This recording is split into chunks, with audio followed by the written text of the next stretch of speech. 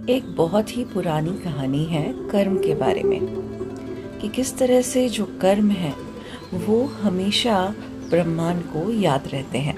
कुछ भी इस जिंदगी में, कुछ भी इस दुनिया में छुपा हुआ नहीं होता है।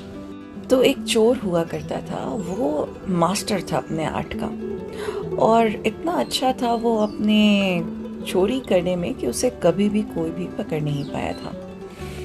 उसने अपने पुत्र को भी अपना जो आर्ट है, अपनी कला जो है चोरी की, वो सिखाई और बड़े होते होते वो काफ़ी कुछ अपने बेटे को सिखा पाया।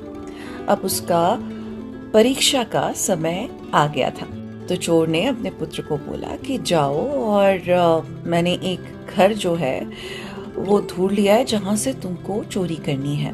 तो तुम जाओ, वहाँ चोरी करो और किसी को भी पता नहीं चलना चाहिए, कोई भी उठना नहीं चाहिए। 2 घंटे का समय तो लगेगा, लेकिन तुम, मुझे पता है, करके और वापस आ ही जाओगे।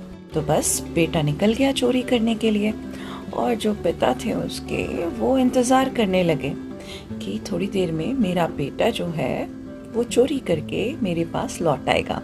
1 पहर निकला, 2 पहर निकले, 4, 5, 6, समय बीतता जा रहा था और पुत्र का कहीं भी नामो निशान नहीं था। जल्दी ही भोर हो गई और अब तो जो चोर है उसको बहुत ही चिंता होने लगी कि कहीं मेरे पुत्र को किसी ने पकड़ तो नहीं लिया, कहीं कुछ हानि तो नहीं हो गई है उसे। चोर इसी तरह से उधेड़ बुन में लगा हुआ था अपने मन ही मन, और थोड़ी देर में उसने देखा कि उसका बेटा जो है खाली हाथ चला आ रहा है अपनी झोपड़ी की तरफ। जब पुत्र उसके पास पहुंचा तो उन्होंने पूछा कि क्या हुआ, तुम्हें इतनी देर क्यों लग गई। तो उसके पुत्र ने बताया कि मैंने आपको फेल कर दिया, मैंने जो आपने मुझे बोला था वो मैं नहीं कर पाया, मैं एक अच्छा चोर नहीं। तो उन्होंने पूछा कि आखिर ऐसा हुआ क्या। तो पुत्र ने बताया कि मैंने चोरी कर ली थी, कोई उठा भी नहीं था, किसी ने मुझे देखा भी नहीं और सुना भी नहीं, और मैं चोरी करके बाहर की तरफ निकल भी आया था। लेकिन तभी मुझे याद आया कि आपने मुझसे कहा था कि कोई मुझे देखे नहीं।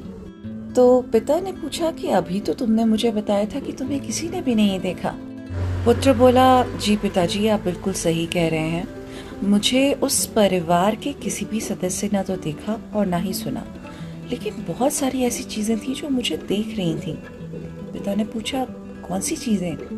तो पुत्र ने बताया कि मैं जब चल रहा था रात्रि में तो जो चांद है वो मुझे देख रहा था, जो हवा मुझे छू कर जा रही थी वो मुझे देख रही थी, वहाँ जितने पेड़ पौधे लगे हुए थे वो सब मुझे देख रहे थे, जिस धरती पे मैं चल रहा था वो भी मुझे देख रही थी। मुझे ऐसा प्रतीत हो रहा था कि सारा ब्रह्मांड मुझे देख रहा है।